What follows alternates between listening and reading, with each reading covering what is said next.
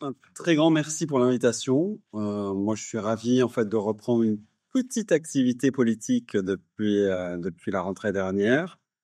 Et, euh, et quand on a parlé d'une présentation, enfin d'une participation à vos conférences avec Pierre-Yves, moi, le sujet qui m'est vraiment venu à la tête, c'est celui-là. C'est vraiment démonter ce discours austéritaire. C'est d'autant plus important de le démonter aujourd'hui que le débat public se structure en deux grands camps. Il y a le bloc central, le mot, Libératio, Tutti Quanti. Et il y a les médias un peu plus, toute la branche Bolloré. Et en fait, ces deux médias, ces deux grands types de médias tiennent le même discours sur l'austérité ou sur l'économie, finalement. Ils continuent à recycler le discours austéritaire, à dire, voilà, les déficits sont trop élevés, la dette qu'on va laisser à nos enfants, exactement comme il le disait. Il faut démonter ce discours parce qu'il est très largement faux. Et c'est ce que je vais essayer de vous démontrer aujourd'hui. Et la première chose qui est intéressante, c'est déjà de constater que toutes les politiques qui ont été suivies, au moins depuis 2017, ont été appuyées par tous ceux qui aujourd'hui disent attention, il faut un virage, ce n'est pas sérieux. Et souvent, le plus souvent, sans la moindre autocritique. La seule chose, en fait, et l'astuce sémantique et dialectique qu'ils utilisent, c'est de rendre Macron responsable. Grosso modo, Macron, en fait, il s'intéresse pas tellement aux finances publiques, c'est sa faute. Là, il profite. Finalement, il le transforme un peu en bouc émissaire, mais alors qu'il suffit d'une simple recherche sur Internet, Laurent, il suffit d'une simple recherche sur Internet pour constater que les Échos ont appuyé le bouclier tarifaire, que tous ces gens-là ont appuyé toutes les décisions qui nous mènent aujourd'hui là où on en est.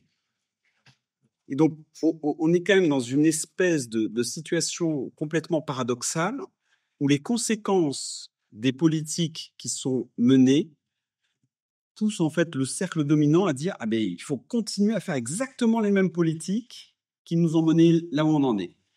Alors, ça ne marche pas. Il faut encore plus de tout ce qui ne marche pas. C'est pas comme si nous faisions cool pour la première fois. Enfin, moi j'ai voté pour la première fois le 20 septembre 1992 lors du référendum sur le traité de Maastricht. J'ai voté non. Et ce que je peux vous dire, c'est que ce discours, on l'entendait déjà au début des années 90. Ça a été toute la rigueur, en fait, Bérégovoy-Balladur. Ça a suivi avec Juppé. On a eu l'après-crise de 2001, puis l'après-crise de 2008-2009, où à chaque fois, on nous sert exactement la même chose. On dit, mais c'est pas responsable. Enfin, si on ne réduit pas les dépenses, si on ne gèle pas le point d'indice des fonctionnaires, si on ne réduit pas les retraites, si on ne continue pas à réduire le nombre de lits dans les hôpitaux, on serait irresponsable. Mais ce discours, en fait, c'est vraiment une grosse ficelle parce qu'aujourd'hui, en fait, ils veulent cacher le fait qu'ils sont dans une impasse politique. Et c'est à nous de décrypter tout ça. Et je sais que dans nos courants, parfois, je débat sur Internet avec des gens qui peuvent être sensibles parfois à ce discours assez libéral. Enfin, il y a le cas Milei qui peut attirer certains souverainistes aujourd'hui. Honnêtement, j'ai pas suffisamment étudié le cas Milei pour avoir une opinion dessus. Donc, je préfère pas en parler parce que j'ai pas travaillé la question. Mais en revanche, par contre, ce que j'ai travaillé, c'est vraiment ce qui se passe économiquement.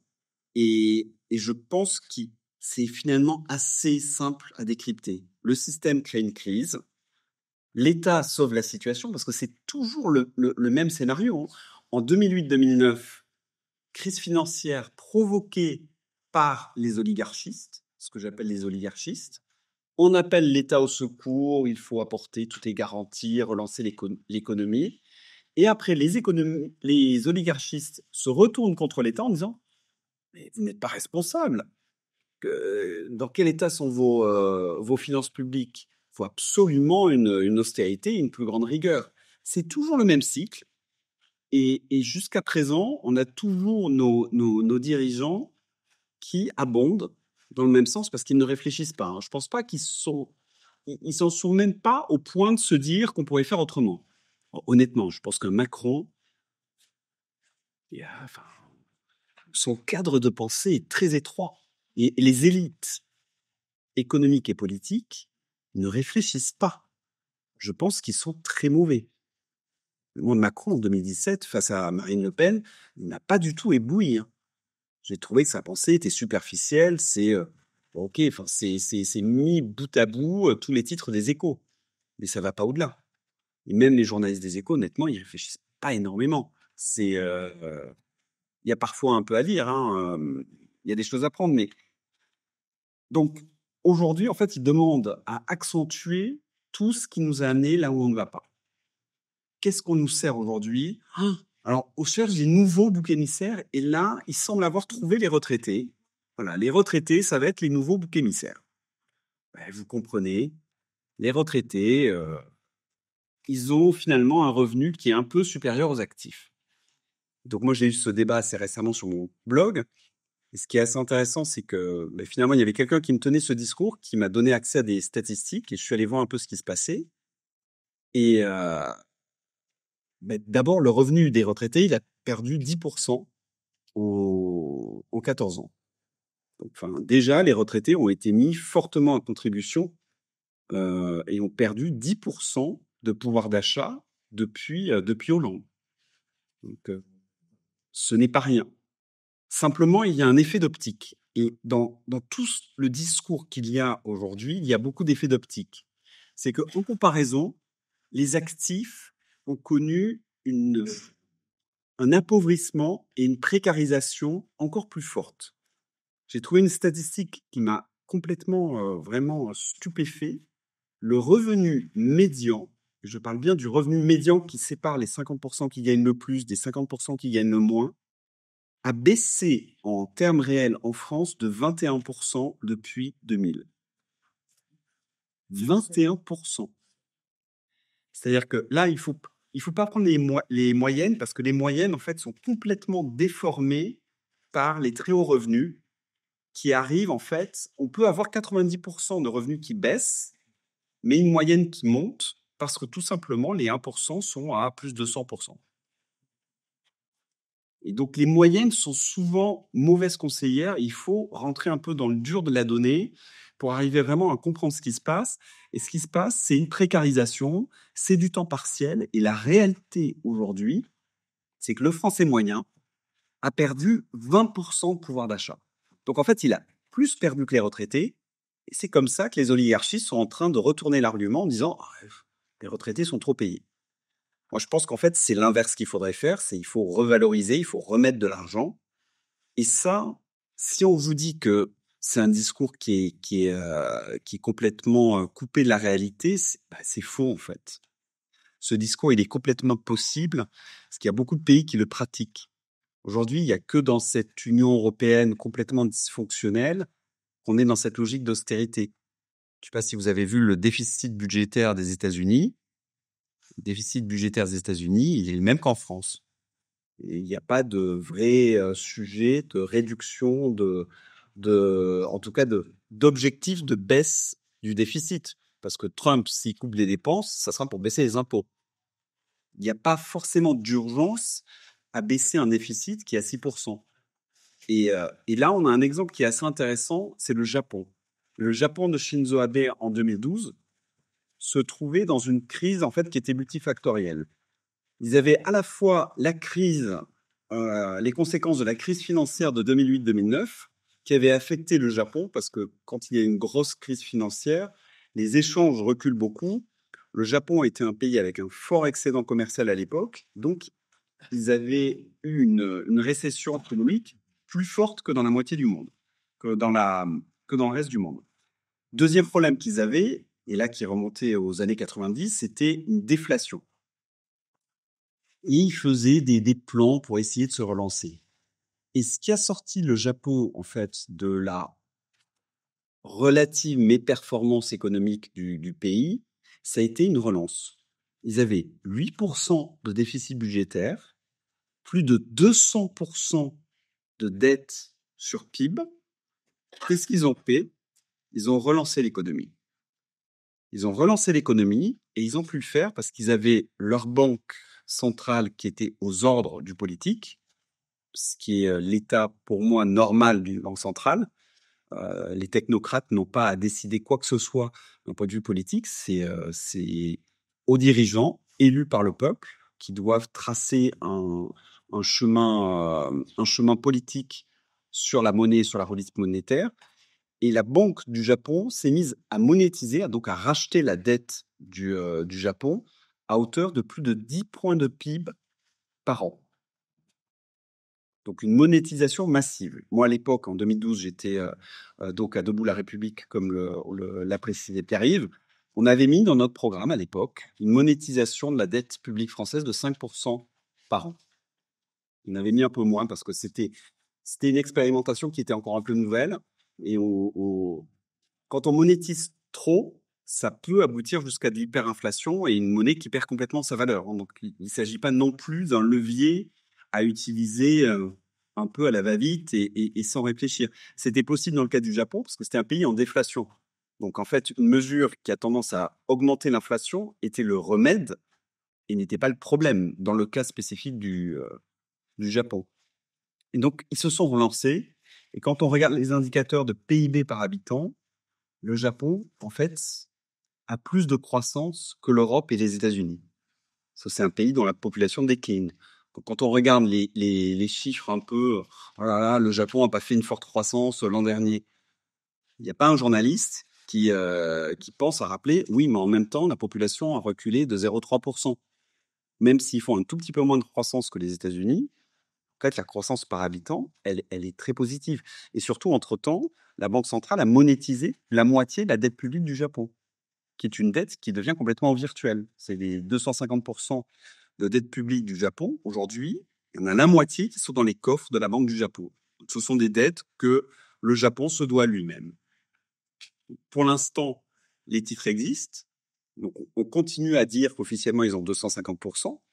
Mais en réalité, la dette nette, qui devrait être un nouveau concept qui reste à créer, est plutôt à peu près du niveau de ce que l'on a en France ou en Italie.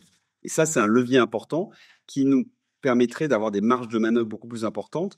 Soit dit en passant, la BCE et la Banque de France ont choisi le chemin inverse et qu'ils avaient monétisé plus d'un quart de la dette publique de la France en 2022. Mais c'était la Banque de France qui a racheté plus de 90% de ces titres. Et là, la Banque de France est en train de vendre ces titres. C'est-à-dire qu'alors que nous sommes à un point critique où il y a un enjeu d'agence de notation, la Banque de France, en fait, est en train de planter un couteau dans le dos de la France, mais comme la Banque d'Italie fait pareil. Mais ça, c'est le mécanisme de l'euro. Là, on est complètement à contretemps. À la limite, ça pouvait se justifier il y a 2 ans, quand il y avait le rebond inflationniste, les banques centrales pouvaient dire: «Ah mais oui, la monétisation, c'est inflationniste, il faut que je prenne des mesures qui vont réduire l'inflation». Ça pouvait vaguement se justifier. Maintenant, ça ne peut plus se justifier. Et là, depuis le 1er janvier, la Banque de France, en fait, tous les titres échus de la dette française qu'elle a dans ses coffres, il n'y en a plus un seul qui est renouvelé. C'est-à-dire que jusqu'au 31 décembre, ils ont renouvelé une partie, ils ont racheté une partie, pas la totalité. Là, maintenant, il n'y a plus rien.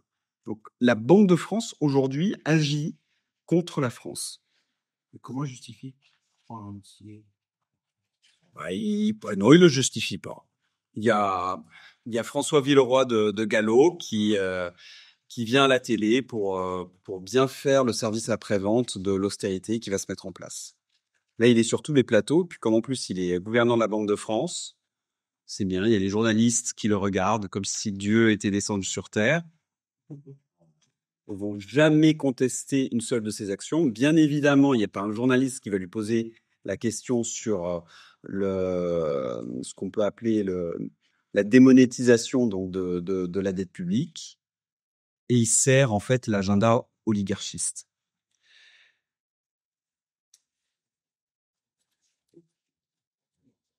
En outre, enfin, l'autre point qui est fondamentalement injuste, c'est qu'aujourd'hui, on est en train de cibler des populations, mais qui ont été quand même franchement essorées depuis 15 ans. Je vous ai parlé là du cas des retraités qui ont perdu quand même 10% de leur pouvoir d'achat en 15 ans. C'est le cas des chômeurs, qui ont eu quand même 3 réformes qui ont réduit leurs droits. Donc, aujourd'hui, l'assurance chômage, sans les prélèvements indus de l'État, générerait un excédent de 3 milliards. Mais l'État pompe 3 milliards. Il utilise, en fait, on prend aux chômeurs pour mettre dans le pot commun. Et ce pot commun, il est fondamentalement injuste parce que je vous ai parlé des chômeurs, je vous ai parlé des retraités, mais les fonctionnaires aussi. Les fonctionnaires, en fait, ont été extrêmement maltraités depuis une vingtaine d'années. Je peux vous citer le cas des professeurs. Alors, si on remonte même à plus de 40 ans, un professeur débutant au collège en 1980 touchait 2,2 SMIC quand il démarrait. Ce qui, moi, me semble finalement quand même assez juste. C'est un rôle important. Enseigner aux enfants, c'est un métier qui nécessite des études. Maintenant, c'est 1,1. C'est-à-dire qu'en relatif, les enseignants ont perdu la moitié de leur pouvoir d'achat en 45 ans. Et merci le Parti socialiste, c'est ça qui est absolument effarant, c'est que la baisse a été plus forte sous le PS que quand la droite était au pouvoir. Bon, ça a aussi baissé quand la droite était au pouvoir, mais ce mouvement, il est assez général. C'est le gel des points d'indice, c'est différentes micro-réformes qui s'additionnent au fur et à mesure, c'est une baisse des salaires d'entrée.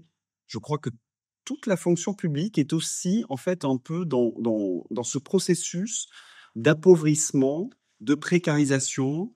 On change les statuts. À la fac, il y a des profs qui sont vacataires. Il y a une espèce de déconstruction permanente de tous ces droits qui est extrêmement négative et qui produit aussi la situation dans laquelle on est. C'est l'appauvrissement fait que un certain nombre de personnes vont se tourner vers des produits à bas coût qui sont importés.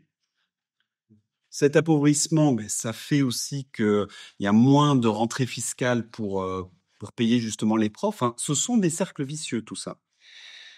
La santé aussi. Donc, bien évidemment, enfin, les infirmières, tout le monde sait qu'elles sont extrêmement mal payées. Ce ne sont pas les annonces dérisoires du Grenelle de la santé qui n'ont quasiment pas été, comment on dit, traduites concrètement, qui ont permis de véritablement reconnaître le rôle majeur des soignants dans nos sociétés. On continue à fermer, je crois, environ 5000 lits tous les ans. C'est-à-dire qu'on a arrêté l'économie, on a provoqué la plus grosse crise économique de notre pays depuis 1945 parce qu'on n'avait pas assez de lits pour recevoir les gens qui étaient touchés par le Covid, mais on continue à supprimer des lits. Je veux dire, en termes d'incohérence, c'est... Ils ont commencé il y a longtemps. Je suis bien d'accord. Oh non, vous avez complètement... Non, mais je suis... Ça me pose pas de problème qu'on rajoute en plus un point que j'avais oublié de mentionner. Donc, le problème, c'est qu'en effet, ça remonte depuis longtemps. Donc, globalement, en fait, c'est tout le monde qui souffre, à part les 1 à 10% maximum qui sont épargnés par les politiques oligarchistes. Et parallèlement, chose qu'on souligne un peu trop, pas assez souvent, c'est qu'il y a eu de l'argent pour faire un certain nombre de choses. Et notamment, il y a eu beaucoup d'argent pour réaliser la politique de l'offre. Qu'est-ce que c'est la politique de l'offre? Alors, la politique de l'offre, elle a pris la surmultipliée avec François Hollande. Elle avait démarré un peu avec Nicolas Sarkozy et la commission Attali, où Macron œuvrait déjà. Il y a quelques mesures, en fait, un peu inspirées des lois Hartz, qui avaient été mises en place avec notamment le régime d'auto-entrepreneur, qui est un décalque d'un des volets des lois Hartz.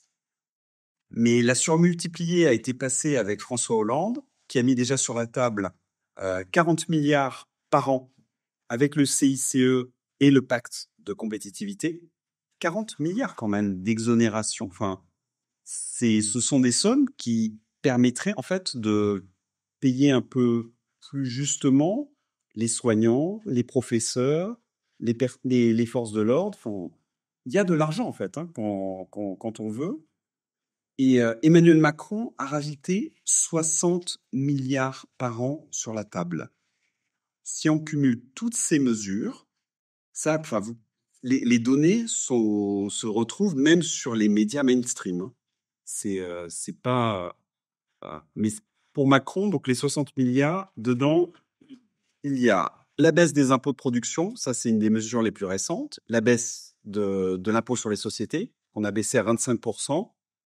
Pour mémoire, l'impôt sur les sociétés dans les années 70, c'était 50%. Donc on a juste divisé par 2 la contribution des entreprises et des entrepreneurs à notre beau pays. Et c'était pareil aux États-Unis. Hein. Le taux d'IS était aussi à 50% dans les années 70, mais on l'a divisé par 2. Parce qu'il y a cette fameuse compétition fiscale qui ravage l'Union européenne, qui n'est un paradis que pour les parasites fiscaux. On a l'ISF qui a été supprimé et remplacé par une mini-version. On a le PFU, donc ça c'est le prélèvement forfaitaire unique. Et ça, c'est une mesure qui est particulièrement perverse parce que elle a tellement baissé l'imposition sur les revenus du capital qu'elle provoque en fait des effets de bord. Et ça, il y a des économistes qui en avaient parlé. Je crois que c'est Gabriel Zucman à l'époque qui avait dit que le PFU, c'est 30% sur un revenu de taxation, un revenu du capital, 30% de taxation, 17,2% de cotisation sociale et 12,8% d'impôt sur le revenu. Et le problème, c'est 12,8% d'impôt sur le revenu. Ça veut dire que si Bernard Arnault ou Liliane Bettencourt touchent des dividendes, et là, les dividendes, ils vont se compter en dizaines de millions, mais il n'y a que 12,8% d'impôt sur le revenu, grâce à Macron. C'est-à-dire que Macron, quand il est arrivé au pouvoir, avec le PFU, il a juste divisé par 2 l'imposition des dividendes des milliardaires. Divisé par 2. On comprend pourquoi Bernard Arnault a dit qu'il fallait voter pour lui au second tour. Hein, c'est pas. Après, c'était le Père Noël qui passait dans le budget de l'Assemblée nationale, mais tout cet argent, plus ça manque.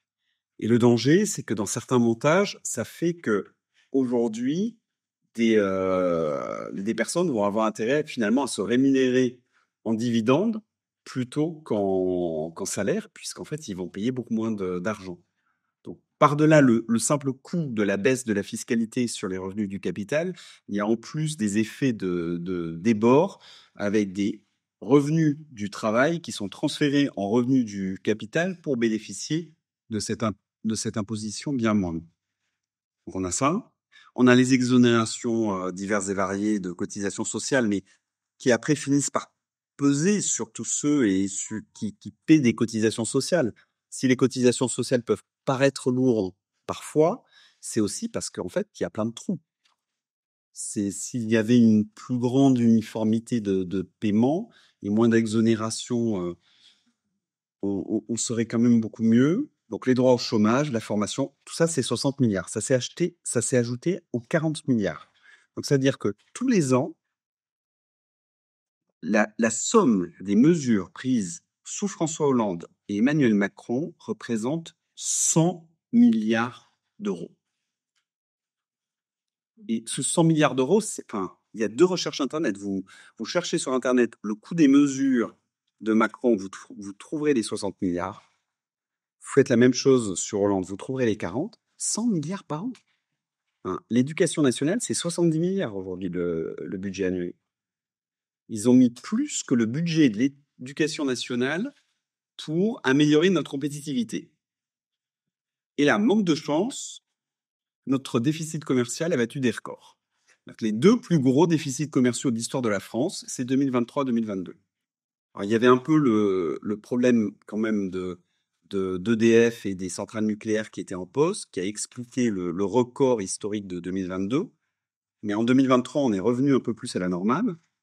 Ça veut dire qu'en fait, cette politique de l'offre, non seulement elle coûte une somme folle, c'est l'argent de dingue, il est mis dans la politique de l'offre, hein. Il n'est pas mis pour les allocations chômage, il n'est pas mis pour payer les profs, il n'est pas mis dans la santé.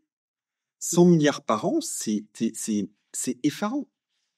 C'est effarant. Cet argent, si on l'avait mis en fait de manière beaucoup plus productive, ça aurait en plus créé beaucoup plus de richesses. Donc, de l'argent, il y en a. De l'argent, il y en a eu aussi au moment des crises, puisque, voilà, quand on a un mécanisme complètement absurde pour fixer le prix de l'électricité, bah là, quand même, il se réveille un peu parce que là, on était peut-être plus... Enfin, il y avait la crainte d'un retour, je pense, aux gilets jaunes. Et donc là, ils ont aligné. Alors, les chiffres sont assez variables. J'ai trouvé des sources un peu diverses et variées. Le coût du bouclier tarifaire varie de mémoire. Certains disent qu'il y a 30 milliards, mais d'autres... la Banque de France a annoncé 72 milliards sur 3 ans, de 2022 à 2024. Donc, c'est ça qui est stupéfiant. Et je pense que c'est un argument qu'on peut avancer à tous les austéritaires. Ils nous disent « Ah, mais il faut faire des choses. » Enfin, quand on veut trouver de l'argent dans ce pays, ben voilà, Macron a trouvé 60 milliards à rajouter à la politique de l'offre de Hollande. Quand le prix de l'électricité s'est envolé, j'ai regardé sur mes factures là, en préparant la conférence. Moi, je suis sur le tarif régulé EDF, évidemment. Mais j'ai regardé la comparaison du prix 2020-2024 du kilowattheure. Ah. Et donc, là, roulement de tambour, en 4 ans, le prix a pris 92% en heure creuse et 79% en heure pleine. Que je sache, le coût de production d'EDF n'a pas dû tellement bouger. Parce qu'on est comme on est à 75% sur du nucléaire, à peu près 10% d'hydraulique, on est dans un délire absolu. Ils sont en train de faire sur l'électricité une espèce de rente ultra juteuse. Je sortais quelques chiffres. En 2018, sur toute l'année 2018, le chiffre d'affaires d'EDF pour la production et la commercialisation d'électricité en France était de 26 milliards. Ah ben, ils ont fait 26 milliards en un semestre en 2024.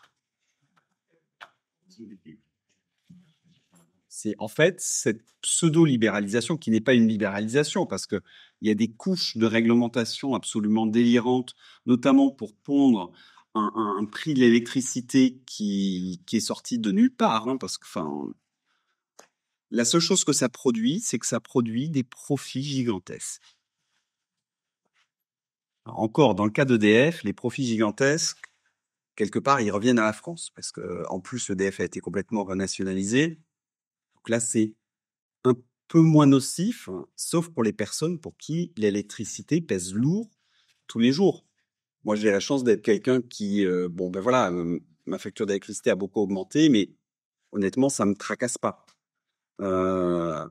Mais par contre, ce que j'arrive à comprendre, c'est que 90% minimum de la population a du mal avec le fait que l'électricité a doublé en 4 ans. Parce qu'on parle de ça. Doubler en 4 ans, c'est ridicule. Et là, la source, c'est 4 ans, ce sont mes factures EDF. 92% et 79%. Et j'ai pas regardé en plus les coûts d'abonnement, les différentes taxes qui, à mon avis, vont augmenter encore plus. Bref, on est vraiment sur un grand n'importe quoi. Dans les grands arguments aussi qu'on va nous opposer, ça va être de dire, mais vous n'y pensez pas en France, on dépense beaucoup trop, la dépense publique est beaucoup plus élevée qu'ailleurs, les prélèvements obligatoires, voilà. Ils vont nous faire le cinéma qu'ils nous font à chaque fois.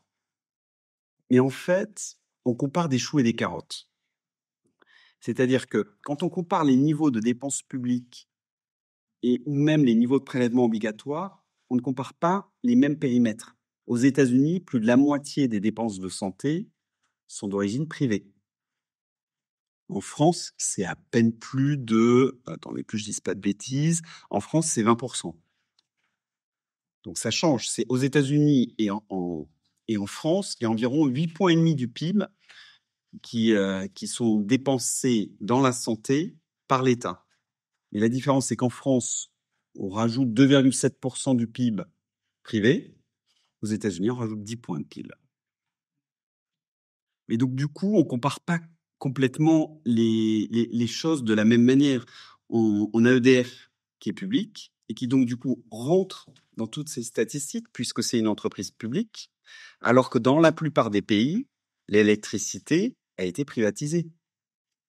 Idem sur la SNCF, idem sur la Poste. Et c'est pour ça, en fait, que ces chiffres, en fait, qu'on nous balance, où on met des graphiques, où on dit, regardez la France, enfin, c'est quasiment un pays marxiste. Bon, il y a des biais statistiques qu'on m'a un peu expliqués, mais que je ne maîtrise pas encore suffisamment pour bien les présenter. Il y a des biais statistiques en plus dans ces chiffres. Mais déjà, on ne compare pas les mêmes choses. Nous avons gardé une éducation qui est encore largement publique.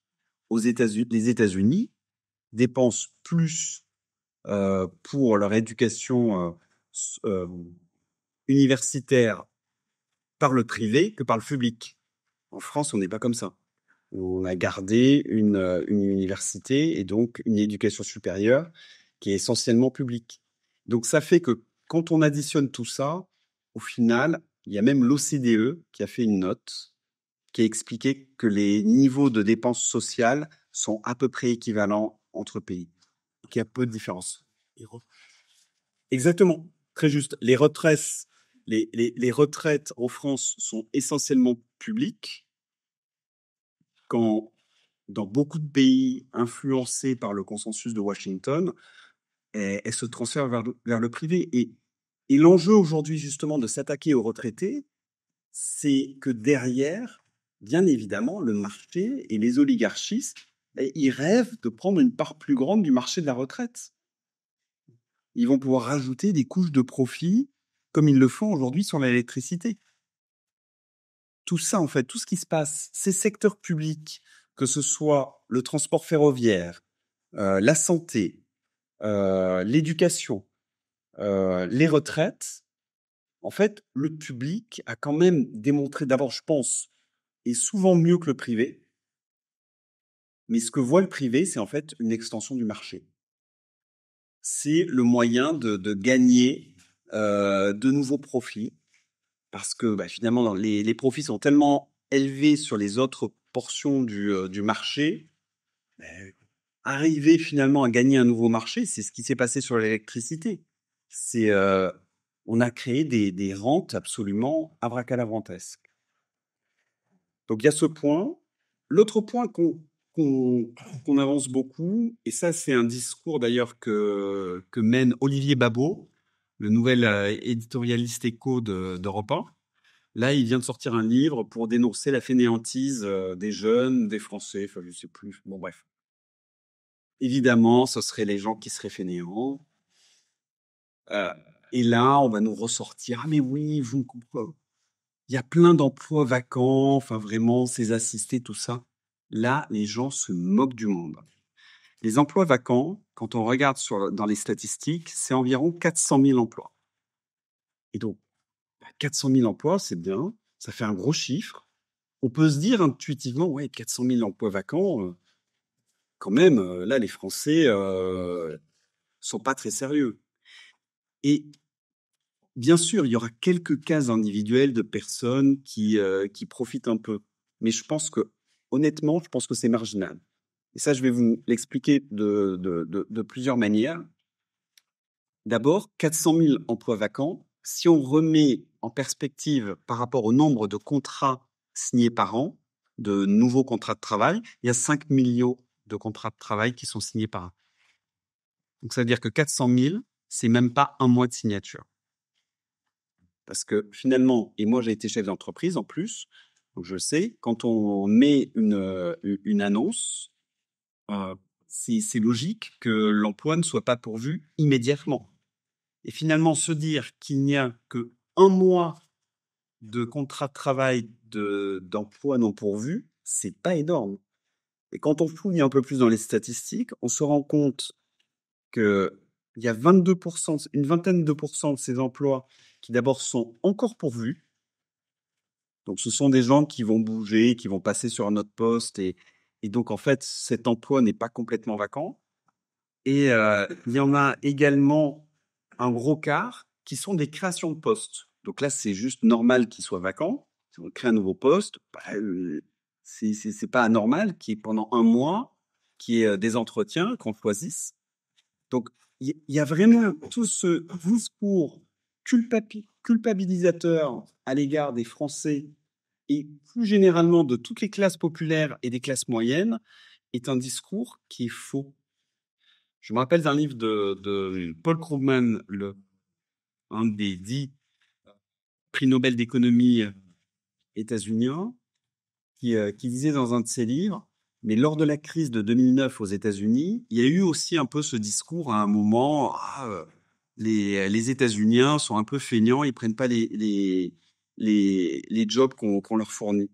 Il avait pris une statistique, j'ai pas pu la retrouver, mais à un moment, McDonald's, quand l'économie avait été repartie à la hausse, avait déposé des offres d'emploi et il y avait eu, je crois, je sais plus exactement le chiffre, mais il y avait eu au moins plus de 10 fois plus de personnes qui s'étaient proposées pour prendre les emplois chez McDo. En fait, moi, je pense que l'immense majorité des Français se battent, essaient vraiment de travailler pour le mieux, d'avoir un emploi, parce que, faut dire, sans emploi, je pense que la vie, elle doit être dure. Et ce discours culpabilisateur, quand on essaie de remettre en perspective les statistiques et qu'on arrive à zoomer ou dézoomer pour enlever les effets d'optique, on voit que c'est du pipeau. C'est juste une logique de culpabilisation, de sidération, où ils essaient de pousser finalement toujours les mêmes politiques. Et ça, il faut vraiment le casser parce que, en fait, on peut faire autrement. Et la solution aujourd'hui, je pense qu'en fait, ça passerait beaucoup plus par une relance. Si en fait, on remettait de l'argent dans le système, que finalement on arrêtait de fermer des lits, qu'on en rouvrait, qu'on embauchait des infirmières. Alors c'est un peu compliqué parce qu'il y a de la formation, qu'on reconnaissait mieux toutes ces personnes qui travaillent dans le service public, qui ne sont pas reconnues à leur juste valeur, qu'on protégeait le pouvoir d'achat des retraités. Mais finalement, il y aurait un cercle vertueux. La seule chose qui a été démontrée depuis maintenant plus de 30 ans, c'est que la politique menée par le bloc central est un cercle vicieux. C'est à chaque fois, c'est la même chose qui se répète. On s'attaque simplement à des cibles différentes au fur et à mesure. En général, ça retombe toujours un peu sur les mêmes. Les retraités, ils reviennent régulièrement. Les chômeurs aussi, ils reviennent régulièrement. Il y a toujours comme ça ces boucs émissaires sur lesquels on tape. Et ça n'apporte rien, ça ne marche pas. Ce qu'il faut faire, c'est aussi déjà sortir complètement du cadre de cette Union européenne totalement absurde. Je vous en ai parlé un petit peu sur la monnaie, mais déjà, ne serait-ce que retrouver notre monnaie. Aujourd'hui, on a un pays qui a un déficit commercial. Notre monnaie devrait baisser. Voilà, notre monnaie perdrait 10, 15%, peut-être 20% par rapport aux marques, qui lui, par contre, s'apprécierait. En fait, on a cassé un mécanisme naturel de régulation des économies en faisant cette espèce de monnaie unique, taille unique, qui ne convient à personne. Et déjà, ne serait-ce que faire ça, ça pousserait les Français à acheter plus français, parce que les importations seraient plus chères par rapport aux produits français. On vendrait plus à l'extérieur. On aurait peut-être un peu plus de touristes, parce que la France commence à devenir bon marché. Parce qu'en fait, les Français ont été tellement appauvris que finalement, on commence maintenant à avoir des niveaux de prix. Enfin, je peux vous dire que quand des États-Unis viennent à Paris, ils trouvent ça vachement bon marché. Bon, après, ce sont les États-Unis qui viennent à Paris, donc ce sont déjà des gens des classes aisées, mais ils sont assez stupéfaits par le niveau des prix en France. Évidemment, trop cher pour les classes populaires et une bonne partie des classes moyennes, mais il y a cette espèce de lent appauvrissement qui finit par peser un peu sur même sur le niveau des prix, enfin, quand on fait des comparaisons internationales. Donc, la monnaie, pouvoir aussi donc monétiser. L'autre chose qu'il faut faire, c'est se protéger. Bon, mais ça, l'Union européenne, elle nous protège de rien. Et au contraire, elle nous soumet à tous les pires vents de la globalisation. Et les pires vents de la globalisation, c'est évidemment le simple fait qu'on achète 100 milliards de produits et services de plus par an que ce qu'on vend. Et ça, c'est pas sain. Et ce déficit, il se fait pour beaucoup dans l'Union européenne. Parce que forcément, nous, on laisse tout passer. Mais là, comme la responsabilité de l'Union européenne, il faut pointer une responsabilité additionnelle de nos dirigeants du bloc central, du PS à LR. Moi, j'ai interpellé il y a quelques semaines le maire de Mandelieu-la-Napoule, un maire LR. Donc, le maire LR, tout maire LR qu'il est, enfin, vraiment quelque chose d'absolument effarant, se réjouissait sur Twitter d'avoir la première police municipale équipée de Tesla. C'est malin. Voilà, il s'est équipé en Tesla. Et alors, chose très intéressante, je veux dire, il est LR, il y a quand même vaguement... Enfin, il se place théoriquement, mais bon, c'est vraiment... Ah oui, bien sûr. Oui, non, mais Mettre à jour. oui, non, mais de temps en temps, ils le disent, qu'ils sont gauche. Non, pas plus que. Ouais, mais ils le disent. Ils le disent quand même. Et c'est effarant. Voir quand même qu'une police municipale s'équipe de véhicules étrangers. Moi, ça m'avait choqué sous Sarkozy quand les différentes politiques publiques avaient mené à ce que déjà nos policiers achètent des Volkswagen, des Ford, au moment où PSA était en crise. C'est-à-dire qu'on avait l'usine de Rennes qui était à 2 doigts de fermer. Ah ben non, on va pas acheter des Peugeot et des Citroën. Et là, je pense qu'en fait, il y a un degré de dégénérescence de nos élites qui est encore plus fort que chez nos voisins. Et là, il y a une statistique qui est frappante, ce sont justement ces marchés publics. En Allemagne ou en Italie, 60% des marchés publics sont fléchés vers des entreprises nationales. En France, 20%. C'est-à-dire qu'il faut vraiment dégager tout le bloc central. Il n'y en a pas un qui ne rattrape l'autre. Ils sont nuisibles pour notre pays. C'est quand on en est à ce niveau où, enfin, l'appel d'offres en plus en question là du maire de Mandelieu-la-Napoule, en fait, était fait de telle façon que les constructeurs français n'ont même pas répondu. Alors qu'il y avait la nouvelle Renault Scénic où le i3008 aurait parfaitement... Enfin, ils ont pris des modèles X. Donc, ce sont des concurrents directs, c'est à peu près le même prix. L'appel d'offres avait été conçu de telle manière qu'en fait, ces constructeurs français n'ont même pas répondu. Et là, on se dit, mais quel est le degré de... Je sais pas ce que c'est, parce que le pire, c'est que je pense que c'est inconscient. Et c'est en ça, d'ailleurs, que c'est beaucoup plus dangereux. Ils sont pas en train de défendre les intérêts de l'étranger en se disant, je pourrais défendre les intérêts de l'étranger ou défendre les intérêts de mon pays. Je pense qu'ils sont arrivés à un point de dégénérescence intellectuelle où ils n'arrivent même pas à se dire qu'en fait, il pourrait y avoir la possibilité, tiens, ah ben ça pourrait être bien quand même plutôt d'acheter la Renault Scénic. L'industrie automobile est en crise. Plutôt que d'aller acheter des Tesla qui sont faites soit en Chine, soit en Allemagne, je vais acheter des Renault Scénic qui sont faits en France. Si je veux une police municipale équipée en véhicules électriques, ou alors des i3008 qui sont fabriqués aussi en France.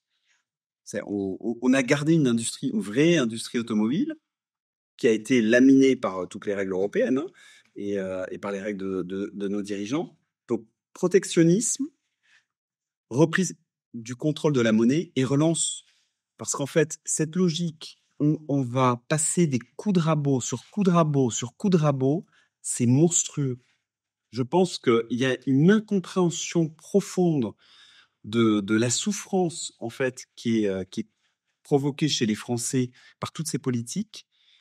Et à contrario, c'est une relance qu'il faut faire. Aujourd'hui, c'est en passant par le haut. C'est si un nouveau projet est présenté où on explique, bon ben voilà, on va remettre des moyens, et forcément, et ça serait bien de faire attention. Et il va y avoir plein de règles qui vont favoriser le Made in France. Ça nous aiderait beaucoup. Parce qu'aujourd'hui, il y a entre 3 et 4 points de PIB de croissance à aller chercher sur le rééquilibrage de notre commerce extérieur. Et 3 à 4 points de PIB, ça veut dire des centaines de milliers, voire probablement plus d'1 million de personnes qui retrouveraient un emploi. Et l'autre point aussi qui est critique, et qui rejoint aussi toujours ce point sur l'argent qui manque, c'est qu'il y a une grande partie de l'argent qui devrait être due à la France, qui est volée pseudo-légalement. Moi, c'est ce que j'appelle la désertion fiscale. Et je suis tombé sur un chiffre assez récemment qui était stupéfiant.